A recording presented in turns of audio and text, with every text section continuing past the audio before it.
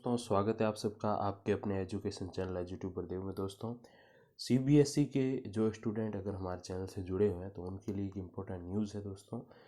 वो न्यूज़ क्या है, चलिए दोस्तों पढ़ते हैं उसको। उलझन में न फंसें, सीबीएसई ने फिर दोहराया, 10वीं और 12वीं की 29 मुख्य विषयों की परीक्षाएं होंगी। अब आप सोच रहे हैं 29 कैसे, 10वीं में तो फिक्स है लेकिन 12वीं में फिक्स नहीं है। और आप भी जानते हैं अपने राजस्थान बोर्ड में भी ऐसा है, तो बहुत सारे सब्जेक्ट्स हैं जिनके एग्ज़ाम्स अगर बाकी हैं तो वो टोटल 29 मुख्य विषयों की परीक्षाएं होने वाली हैं। नई दिल्ली, सीबीएसई बोर्ड की परीक्षाओं का उलझन का माहौल बन गया है। ऐसे में सीबीएसई को बुधवार को लिखित बयान जारी कर कहना पड़ा कि 10वीं और 12वीं की शेष परीक्षा करवाने को लेकर उसके 1 अप्रैल के फैसले में कोई बदलाव नहीं किया गया है। लॉकडाउन खत्म होने और स्थिति सामान्य होने के बाद ही मुख्य 29 विषयों के पेपरों की नई तारीखों का ऐलान होगा। तो दोस्तों जो थोड़ा सा इस असमंजस में थे कि भाई हम घर आ चुके हैं और जो है एग्ज़ाम्स हैं तो फिर वापस वहाँ जाएंगे कैसे, क्यों, जाहिर सी बात है हर एक जगह इसके सेंटर नहीं होते हैं। तो बिल्कुल भी घबराने की ज़रूरत नहीं है उन स्टूडेंट्स को, क्योंकि सीबीएसई ने क्लियर कर दिया है कि हम एग्ज़ाम लेंगे ज़रूर, आपको ऐसे ही पास नहीं करेंगे, लेंगे ज़रूर बट लेंगे तब जब लॉकडाउन खुल जाएगा। पहले अनुमान 3 तारीख का था, अब 17 तारीख का है। तो जब भी लॉकडाउन खुलेगा, जब भी स्थितियां सामान्य होंगी, वापस यातायात परिवहन संचार सब शुरू होगा, तब जो है ये एग्ज़ाम्स लिए जाएंगे। तो आप तैयारी जारी रखिए, लेकिन समय है उसमें क्योंकि अभी लॉकडाउन और आगे बढ़ गया है, 17 तारीख तक चला गया है दोस्तों। आगे बढ़ते हैं दोस्तों। दरअसल मंगलवार को शिक्षा मंत्रियों की बैठक में दिल्ली के शिक्षा मंत्री मनीष सिसोदिया ने कहा था कि 10वीं और 12वीं की बची हुई परीक्षा कराना अब संभव नहीं होगा, इसलिए आंतरिक परीक्षा के आधार पर बच्चों को पास किया जाए, जैसा कि 9वीं और 11वीं बच्चों को पास किया गया। इसके बाद कई जगह ये उलझन फैल गई थी कि 10वीं और 12वीं की परीक्षाएं होंगी नहीं होंगी। तो मैं भी यही सोच रहा था कि ये उलझन फैलाई किसने, तो एक मंत्री साहब ने ये उलझन फैलाई है। वैसे इनको कोई हक नहीं बनता इसके बारे में बयान देने का, क्योंकि सीबीएसई जो है कोई दिल्ली सरकार का बोर्ड नहीं है, ये केंद्र सरकार का बोर्ड है।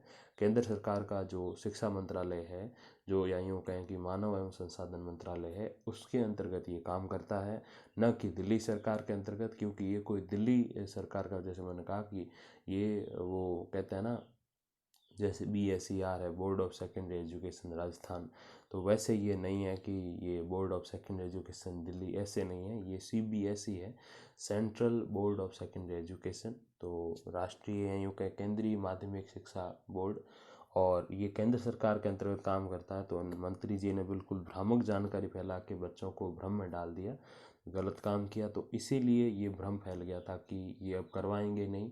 और एक तरीके से देखा जाए तो ये सही भी है कि ऐसे एग्ज़ाम्स लेकर कोई ज़्यादा, मैं नहीं समझता हूँ कोई ज़्यादा मतलब फ़ायदा है कि अगर आपको ऐसे ही आप पास कर दें तो उसमें ज़्यादा फ़ायदा नहीं है। एग्ज़ाम लेंगे, थोड़ा लेट भी लेंगे तो मैं समझता हूँ सही रहेगा।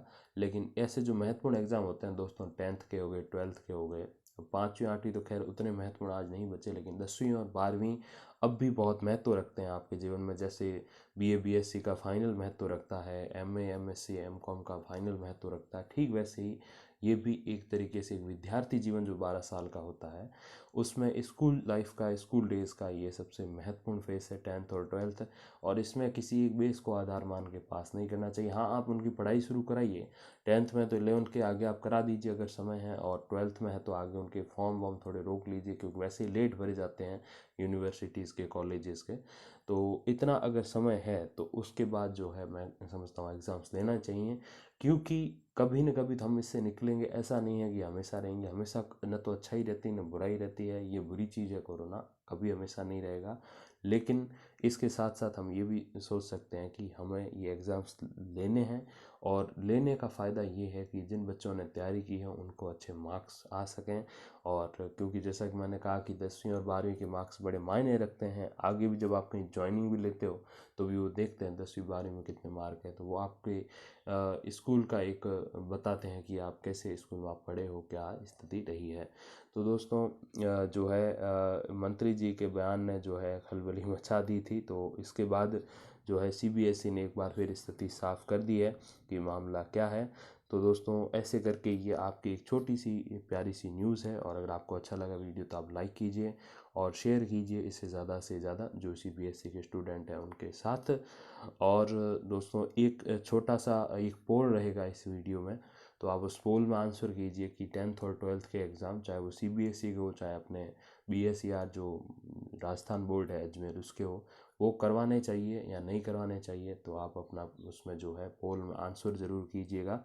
जो भी आपको हाँ ना पता नहीं 3 उसमें ऑप्शंस होंगे, तो बिल्कुल आप आंसर ज़रूर कीजिएगा। Thank you very much for watching. धन्यवाद, नमस्कार।